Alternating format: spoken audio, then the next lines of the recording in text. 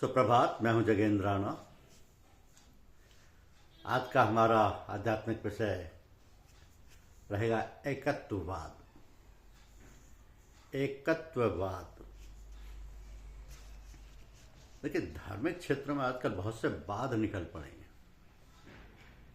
एकत्ववाद या अद्वैतवाद, विशिष्टाद्वैत, द्वैताद्वैत, शुद्धाद्वैत इत्यादि। इन सब में थोड़ा थोड़ा अंतर है। इनमें मुख्य दो ही माने जाते हैं। एक कहता है जीव और ईश्वर एक ही है और जीव ईश्वर के अंश से बना है। दूसरा कहता है कि जीव भी ईश्वर की तरह अनादि है, वह न कभी बनता है न बिगड़ता है, सदा अलग ही रहता है। न वह ईश्वर का अंश है, न उसका पुत्र है। तो प्रथम को एकत्ववाद और दूसरे को द्वैतवाद कहते हैं। इनके सिद्धांत बिल्कुल एक दूसरे से भिन्न है। यह सब थोथा झगड़ा है। अनुभव कुछ और ही बतलाता है। वो ये कहता है कि कुछ अंशों में दोनों ठीक हैं और कुछ अंशों में दोनों गलत हैं। इसके संबंध में जो बात समझ में आई वो ये है कि जीव ईश्वर के अंश से ही उत्पन्न हुआ है। इसके अंदर अंशा अंशी भाव से सारे सामर्थ्य, सारे गुण ईश्वर के आए हैं। जैसा कि गोसाई जी रामचरितमानस में कहते हैं कि ईश्वर अंश जीव अविनाशी। यह जुज है, वह कुल है। यह जीव अंश तो है, परंतु ऐसा अंश है कि जिसका नाश कभी किसी काल में भी नहीं होता। अलग होकर फिर सदा अलग ही रहता है। इसलिए कहा जा सकता है कि वह जुदा है, कि वह जुदा है भी और नहीं भी। यहां पर दोनों युक्तियां ठीक हो जाती हैं। तात्पर्य यह है कि ईश्वर से उत्पन्न होकर और जीव संज्ञा में आकर फिर कभी भी मोक्ष काल में भी पूर्ण रूप से उसमें नहीं मिलता। मोक्ष होते हुए भी इसकी एक सत्ता महाकारण रूप से रहती है। इसके लिए पिता और पुत्र के दृष्टांत पर एक नजर डालिए कि पुत्र पिता का ही अंश है। पिता अपने सारे सूक्ष्म अंशों को लेकर वीर्य की एक छोटी बूंद बन के अपनी पत्नी के गर्भ में प्रवेश करता है और पुत्र के रूप में एक अपनी अलग हस्ती बना के 9 मास बाद गर्भ से बाहर प्रकट होता है। तो ये अपने पिता ही का तो अंश था। उसकी सारी सामर्थ्य, सारी शक्तियां लेकर जन्मा था और अलग होने पर फिर किसी काल में भी वह पिता के शरीर में नहीं मिलेगा। उसका अस्तित्व अलग रहेगा। यही दशा जीव और ईश्वर की है। ईश्वर का अंश लेकर प्रकृति माता गर्भ धारण कर जीव के रूप में उससे जनती है। यह जीव फिर अपने पिता यानी ईश्वर में किसी दशा में मिलके एक नहीं होता। कुछ न कुछ उसका अस्तित्व रहता ही है। अब त्रिपुटीवाद के कुछ लोग ऐसा प्रश्न कर बैठते हैं कि जब ईश्वर के अंश या टुकड़े हो गए तो फिर वह एक दिन सारा समाप्त हो जाएगा। यह अज्ञान या मूर्खता है। हम रोज देखते हैं कि एक मनुष्य 10 संतान उत्पन्न करके भी वैसा ही बना हुआ है। उसने 10 प्राणियों को अपना अंश बांटा और उसमें से कुछ भी कम ना हुआ, तो फिर ईश्वर सर्वशक्तिमान में कैसे कम होगा? तो जो बात स्थूल में हो रही है वही तो सूक्ष्म जगत में भी है। सूक्ष्म का हाल जानने के लिए स्थूल को देखना होता है और इसी में सारे तत्वों का, सारे लोकों का, संपूर्ण ब्रह्मांड का, देवी देवताओं का और परमात्मा का ज्ञान होता है।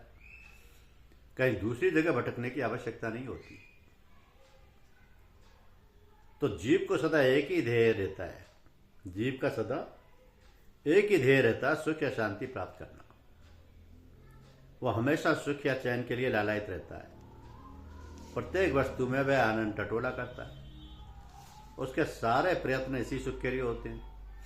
वह जीवन पर्यंत जहां तक उसकी समझ पहुंचती है सुख की सामग्री बटोरा करता है, धन जोड़ता है, विवाह करता है, संतान पैदा करता है, मकान बनवाता है, सवारी, शिकारी, नौकरी चाकर इत्यादि। ये सब अपने आराम के लिए ही करता है। तो जीवन के जीवन समाप्त हो जाते हैं, पर वह वासना उसकी कम नहीं होती। ज्यों ज्यों सुख की झलक असार वस्तुओं में नजर पड़ती है, त्यों तो उसकी विषय वासना और बढ़ती जाती है। गर्त में लिपटी बुद्धि के धूल दूसरे तोती आंखों को ये सूझता है कि नहीं, जिस चीज की हमको तलाश है वो इनमें नहीं है, वो किसी दूसरे ही ठिकाने है। पर एक ऐसे अंधे पथिक की तरह जिसे ना रास्ता दिखाई देता हो, ना दिशा का ज्ञान हो चला हो, यह अन्नमय कोश के प्राणियों की दशा है। अज्ञान और मूढ़ता के वशीभूत हुए वो आनंद ऐसी वस्तुओं में ढूंढ रहे हैं जहां वो है ही नहीं।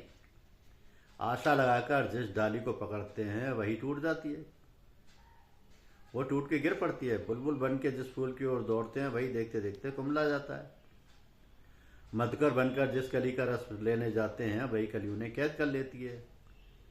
इस प्रकार सुख की लालसा में दुखों पर दुख झेलते जाते हैं और परेशान होते हैं। क्षणिक सुख की झलक कभी कभी मिल भी जाती है, पर बिजली के कोंदे की तरह वो स्थायी नहीं होती, फिर दुख के सागर में गोते लगाते हैं। तो इस दशा में पड़ा हुआ अन्नमय कोश का जीव अशांति और परेशानियों के बादल में घिरा हुआ भटकता फिरता है।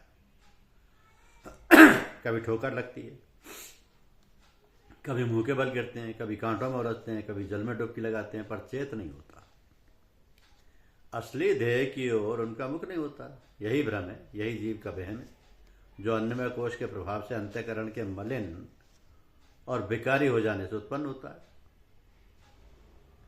तो मूर्ख जीव स्त्री से लिपटता है, उसमें आनंद टटोलता है, पुत्र को कलेजे से लगा प्रसन्न होना चाहता है। भला इन हाड़मास के पुतलों में वो वस्तु कहाँ थी जो उसे मिलती।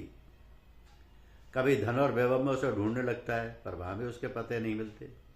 अंत में चारों ओर से निराश होकर बैठना पड़ता है। उस समय उसकी दशा एक ऐसे पपीहे की भांति हो जाती है जो सूखे बादलों से स्वाति की बूंद मांग रहा हो और उन्हीं की ओर टकटकी लगाए देख रहा हो। तो जिन्हें दुनिया के ऐसे तजुर्बे हो सकते हैं, जिन्हें इनकी असारता समाप्त समझ में आती है, जिन्हें इनकी असारता समझ में आ जाती है, वही मनुष्य वास्तव में जिज्ञासु बन सकते हैं। इससे पहले जो देखा देखी या सुने सुनाए साधन में लगे बैठते हैं वो कच्चे होते हैं, उनकी गाड़ी मुश्किल से चल पाती है। वो कभी इधर जाते हैं, कभी उधर जाते हैं, कभी ऊपर उठते हैं, कभी नीचे गिरते हैं। इसी खींचातानी में उनका समय नष्ट होता है, नतीजा कुछ नहीं।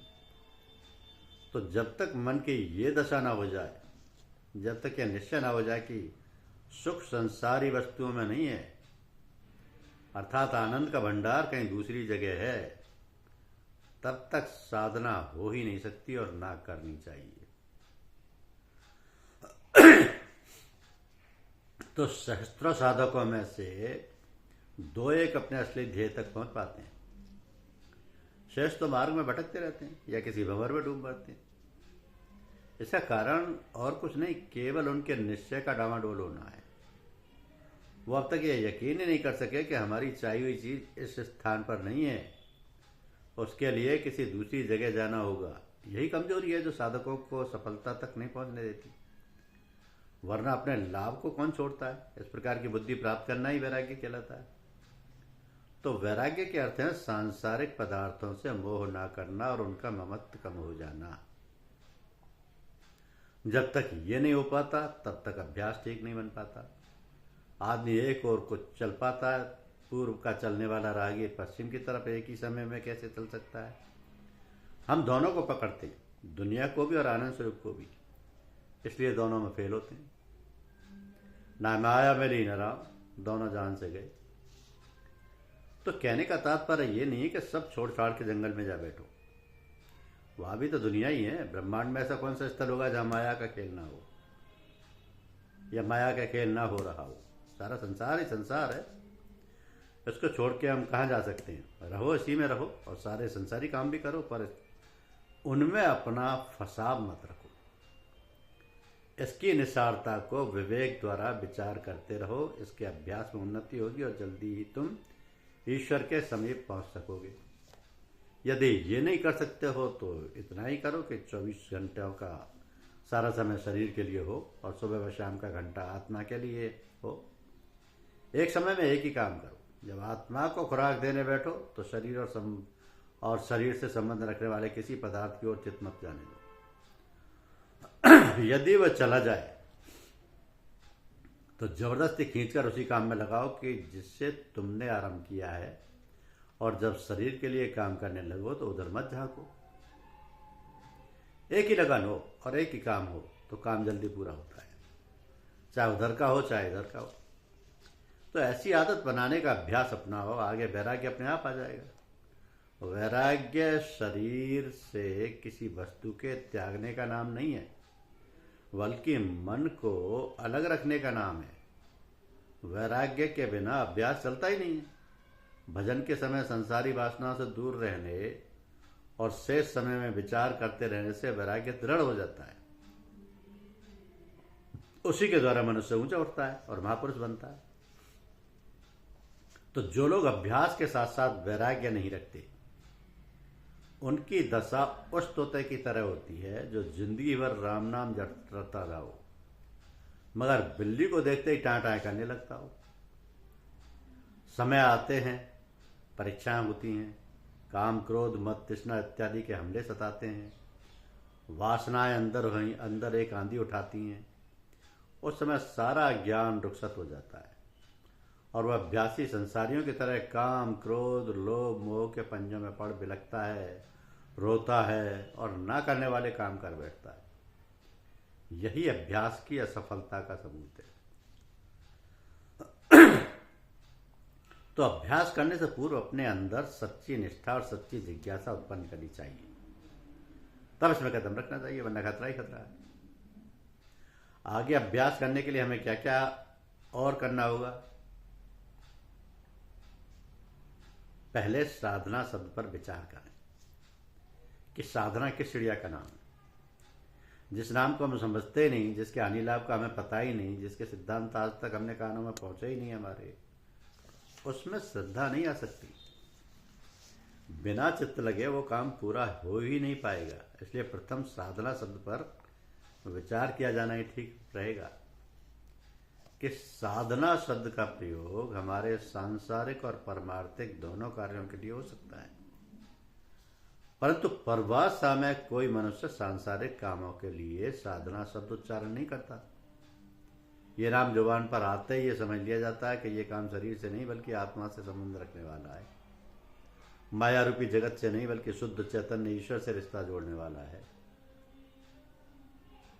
तो आत्मा की प्राप्ति अथवा ईश्वर साक्षात्कार के लिए जितने भी प्रयत्न मनुष्य करता है वो सभी का साधना कही जा सकती है। अब नीचे की कक्षा के लोगों के लिए जप, तीर्थ यात्रा, मूर्ति पूजन इत्यादि भारी साधन है, जिनमें आत्मा का विकास होता है, क्षेत्र तैयार होता है। आगे आंतरिक साधनों की बारी आती है। साधक मन व बुद्धि के विकारों को दूर करने के यत्नों में लगता है, अंतःकरण को शुद्ध करता है, उसके मल व आवरणों को हटाता है। इस प्रकार धारणा और ध्यान से लेकर अनेक प्रकार की समाधियों का आनंद लेता हुआ असंप्रज्ञात समाधि में पहुंच जाता है। तो वास्तव में साधना यही है और इसी के लिए यह शब्द प्रयोग होता है। असंप्रज्ञात समाधि से भी आगे माया की एक और भूमि रह जाती है, उनमें भी कुछ न कुछ किया जाता है, परंतु वहां का प्रयत्न जीव के बस की बात नहीं। जिस प्रकार दीपक स्वयं खींचकर पतंगे को अपने में मिलाता है, उसका अहम और उसका नाम रूप मिटा अपने में मिला लेता है, उसी तरह कोई दैवी कशिश ऊपर खींचती है और वह अनजान की तरह खींचता चला जाता है। क्योंकि इस अवस्था में प्रीतम खुद ही प्यारे को देखने और उसे अपने कलेजे से लगाने के लिए छटपटाता है और उसे आलिंगन करने को खींचता है। इसलिए साधना की परिभाषा में नहीं आता। अधिकतर संतों ने इसे सिद्ध माना है। प्रेमियों ने इसका नाम प्रेम योग रखा है और शास्त्र इसे समर्पण योग कहते हैं। तो सुख और आनंद का भंडार ऊपर था, हम नीचे कुचल दिए और वहां से ढूंढने लगे। तो जब यहां उसका पता नहीं चला तो हम परेशान हो गए। इस अशांति या परेशानी को दूर करने का एक ही उपाय है कि हम जिस स्थान पर खड़े हैं वहां से ऊपर चढ़ने का प्रयत्न करें, और जब तक अमृत का चश्मा हमको ना मिल जाए तब तक दृढ़ संकल्प से बराबर आगे बढ़ते रहें। मुसीबतें आएंगी, धक्के लगेंगे, कभी कभी बहुत परेशानी का सामना पड़ेगा, परंतु आशा लगाए हुए, हिम्मत बांधे हुए बराबर चढ़ाई करते जाना चाहिए। इस प्रकार दृढ़ निष्ठा के साथ ऊर्ध्व गति में जाना साधना कहलाता है और इस काम के करने वाले को साधक कहते हैं। तो इस अमृत कुंड तक पहुंचने का जो मार्ग है उसे शास्त्रों ने 5 भागों में बांटकर 5 अलग अलग नाम रखे। इन्हीं का नाम कोश है, जिनका विवरण आपको आगे देखना होगा। यही अध्यात्म मार्ग की 5 मंजिलें कहलाती हैं। इन पांचों के परे पहुंचना है और इन पांचों को पार करना है। इनमें से हर एक मंजिल की साधना अलग अलग है। कुछ ऐसे कर्तव्य हैं जो पहली मंजिल तय कराते हैं, कुछ ऐसे हैं जो दूसरी के पार ले जाते हैं, कुछ तीसरी, कुछ चौथी, और इसी तरह के बाद एक 5वीं का नंबर आता है। तो एक ही साधन आखिर तक काम नहीं देता। जो साधन अन्नमय कोश के हैं वो प्राणमय कोश में काम नहीं देते, जो प्राणमय कोश के हैं वो मनोमय को तय नहीं करा सकते, और जो मनोमय के हैं वो ज्ञान में और आनंदमय में काम नहीं आते। इसलिए साधना में हादी अर्थात हिदायत देने वाले गुरु की आवश्यकता होती है।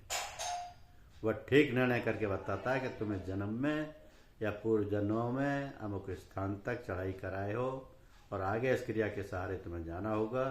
अपने आप पुस्तक पढ़कर या किसी से सुनकर कोई क्रिया करना लगना समय नष्ट करना और मूर्खता है। धन्यवाद।